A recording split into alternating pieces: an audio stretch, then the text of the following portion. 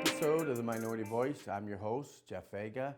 And as I mentioned the other day, you definitely want to watch this podcast on Rumble because they're getting monetized now. So, hey, if I can make a few pennies here, a few pennies there, it's all good. And you know what it'll do is it'll afford me to buy some mugs. I don't know if you noticed that last episode, but we have our mugs in, so maybe I'll market these. What do you think, Dave?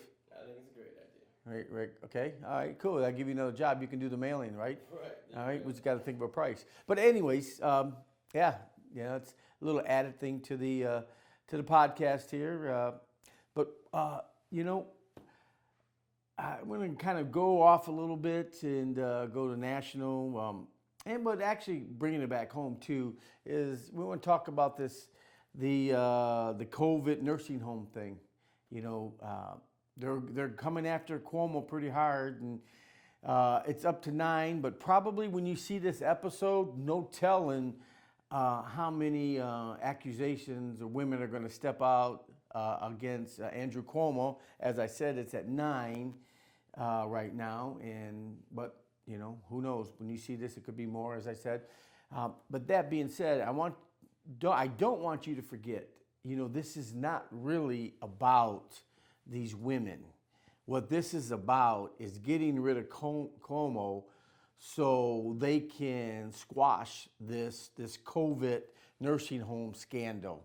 Because not only does it affect New York, but it affects 4 other state governors who did the same thing. And so if they can, you know, get rid of Cuomo, and right now they're talking about impeachment, but he's pushing back. He said he's not going anywhere. But who knows? By the time you see this, he might have stepped down and they might have impeached him.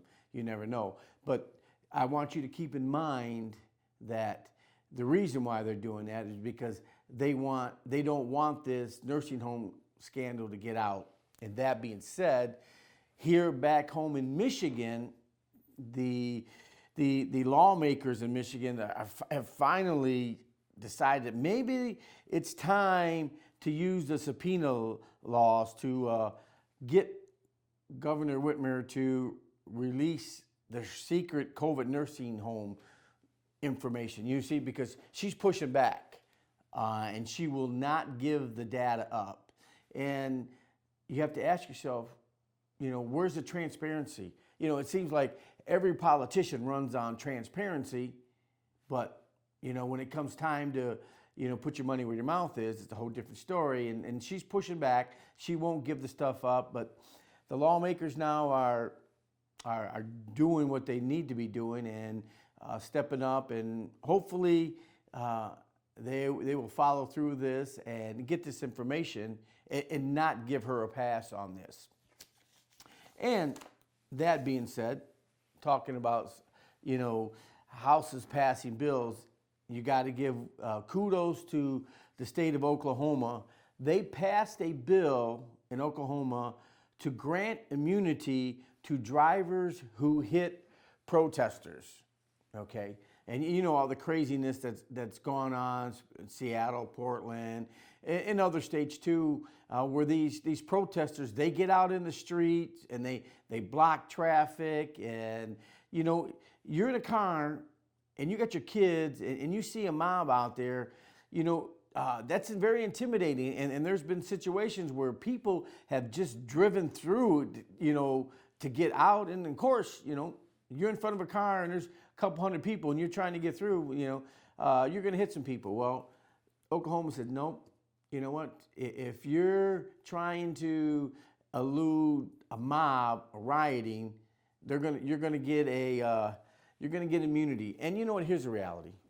And if you're a protester, which, you know, that's our rights to do that. But you know, you don't belong in the street blocking traffic. Okay, so when you're out in the street blocking traffic, you know, what happens to you is on you. Because, you know, we used to have this saying, you know, growing up, you know, we want to kind of make mockery of each other, say, you know, we tell each other, go play in the freeway. Why? So you get hit, right?